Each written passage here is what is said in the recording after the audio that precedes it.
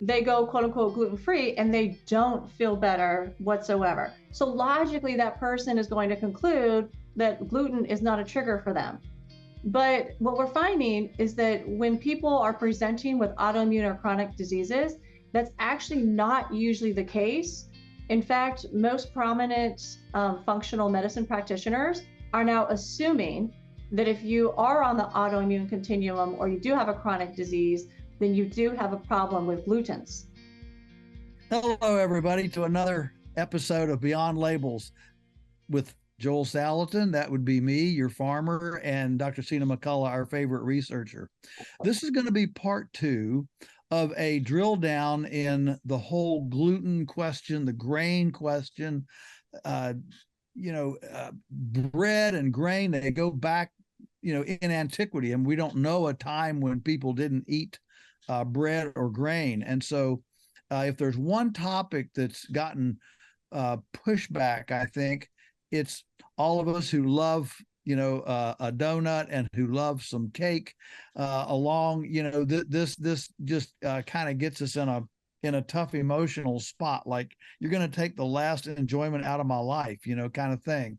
And so if you missed the last one, go ahead and jump on the last part one of this. I think it'll kind of make your hair curl if you've never heard anything about gluten. But now we're going to drill into uh, the kind of the history or the pitfalls, I guess, a lot of them behind the gluten-free labeling that's going on now. It's such a fad. I mean, gluten has now been, there are times when new findings seem like they're almost like a conspiracy, and then it's a fad, and then everybody jumps on the bandwagon, and that's kind of where we are now with gluten. It's very much a big deal, and so the industry has responded with all sorts of gluten-free this, gluten-free that, gluten-free the other, and so in this one, Sina's going to drill down a little bit in those claims, those labels, some of the history behind it, and why some of it may not be as solution oriented as you may think. Sina? Great. All right. Thanks, Joel. Okay. I want to start off by citing a study. Most people that I talk to think that they don't have problems with grains or glutens because they're not experiencing immediate symptoms once they consume the grain. So, like, we're talking about like gastrointestinal symptoms, for instance.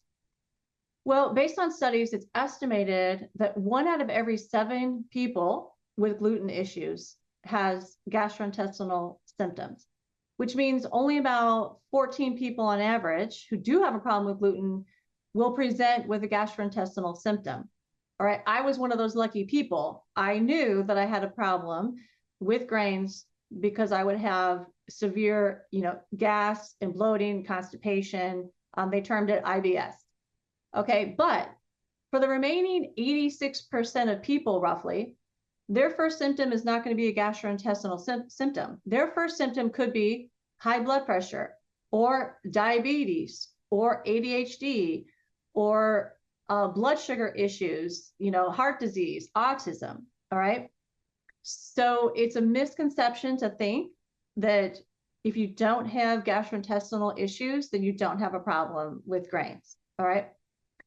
It's also common because of the gluten-free label, right? It's also common for someone to go gluten-free and then they start feeling better and then they feel worse again. Or they go quote unquote gluten-free and they don't feel better whatsoever. So logically, that person is going to conclude that gluten is not a trigger for them. But what we're finding is that when people are presenting with autoimmune or chronic diseases, that's actually not usually the case. In fact, most prominent functional medicine practitioners are now assuming that if you are on the autoimmune continuum or you do have a chronic disease, then you do have a problem with glutens.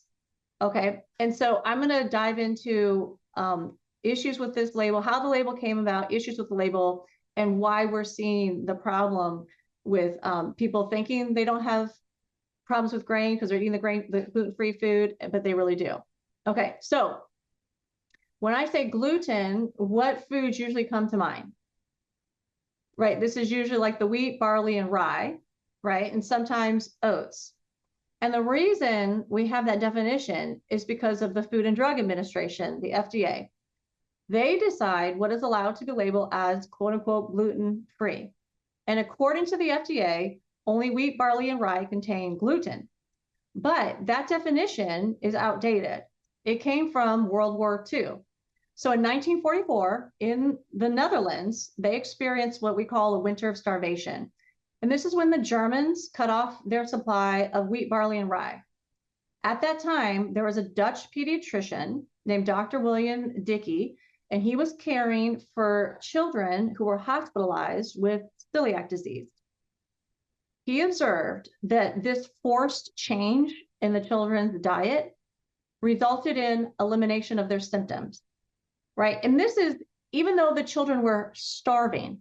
So they were starving, but the grains were taken out of their diet and they actually were healing from celiac disease. Now, after the war ended, those 3 grains were once again consumed by the children and they relapsed, right? They got sick again. This was the first conclusive evidence that grains could trigger celiac disease. But unfortunately, it also led to the mistaken quote unquote truth that only wheat, barley, and rye contain gluten. Okay.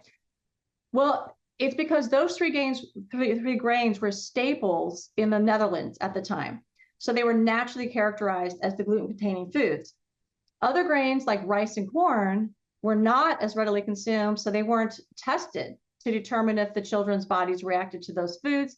And as a result, for about 70 years, grains like rice and corn have been considered, quote, safe to eat for people with celiac disease and gluten sensitivity. And then in 2013, this truth, this generally recognized quote unquote truth, was officially adopted by the FDA when they defined gluten-free to be foods that don't contain wheat, barley, or rye, or crossbred hybrids of those grains. So part of the problem is when the FDA was devising this definition of gluten-containing foods, they quote assumed that all other grains were safe, including corn, rice, quinoa, buckwheat, millet, amaranth, teff, and sorghum. So here's one example. To substantiate their claim that rice and corn were safe, the FDA cited evidence which actually acknowledged the grains weren't adequately tested, that some people do react to grain, and that the distinction between safe and unsafe was determined somewhat arbitrary. So this is the piece of evidence they used, right? This is a quote. Rice and corn have generally been considered safe grains for celiac patients, although once again, there has been lack of rigorous controlled scientific study of these grains in relation to celiac disease, especially with up-to-date methods. Adverse reactions to what I shall somewhat arbitrarily term safe grains for celiac patients may not be common, but they do exist. Such adverse reactions should be the subject of more research as to the mechanisms involved, right? So arbitrarily determined that they're safe, even though they know there's adverse reactions. Okay, so the FDA, what they did was they largely based their definition of gluten on gliadin. Gliadin is the primary gluten protein that is found in wheat.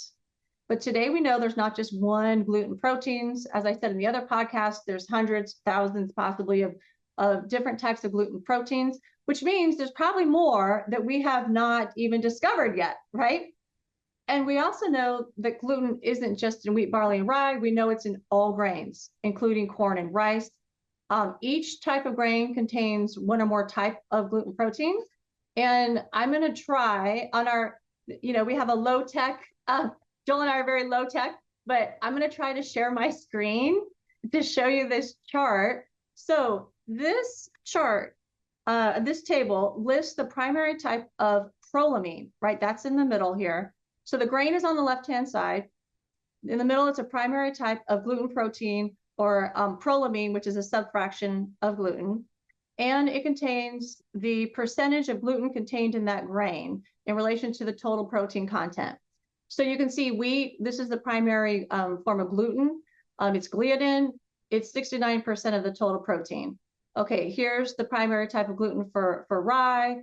Avenin is the primary gluten type of oats. Come down here to corn, it's zein, rice, orzanin, and you can see the different percentages. So you can see we do know that in this sample of grains that I'm listing, they all contain some type of gluten in them, right? As I said, there's not just one type of gluten. Okay, and the total amount. And this is important to remember when we talk about gluten-free whiplash in just a minute. So wheat contains what we think is the highest amount, 69% of glutens. And then you get down here to like rice contains 5%. So it is a lower amount. And I'm going to say these are not exact percentages because they've changed over time as hybrids were designed to contain higher levels of gluten, like to make fluffier breads, for instance. But this gives you an estimate of, the types of gluten and the amount of gluten. So gluten, gluten, the reason that gluten from a cooking, culinary, baking standpoint, gluten is what enables things to be real fluffy. Yes. Yes. And so that's why we've, in modern times, we've hybridized it to contain more gluten because people want their fluffy bread, right? So the gluten has changed, which we mentioned that in the previous podcast. Yes. So I should say the gluten content has changed. Okay, so, but in spite of this evidence that all grains can contain a type of gluten, the FDA still doesn't acknowledge this modern evidence. They still base this gluten-free food label on the outdated, inaccurate information. And that's dangerous because it puts some of us in harm's way. So we talked about in the last podcast on this topic that corn surrounds you on all sides of the grocery store, right? Because of farm subsidies. It's in processed foods, it's in cleaning supplies, it's in personal care products, it's in perfumes, like it's everywhere.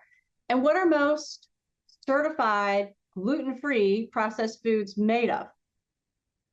Usually corn or rice, right? So they're not actually gluten-free. This is a label that even duped me when I was in my healing journey, which is why I'm so passionate about this, supposed gluten-free label, is because many of us are being duped by this label. We go in there and it says certified gluten-free, and we think that's safe for us to eat, but it is not truly gluten-free.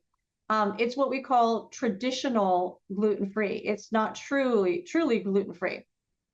This is one reason why it took me longer to heal from the diseases that I had, because I didn't know that corn and rice contained gluten. All right, so I didn't know I was eating it in these certified gluten-free foods.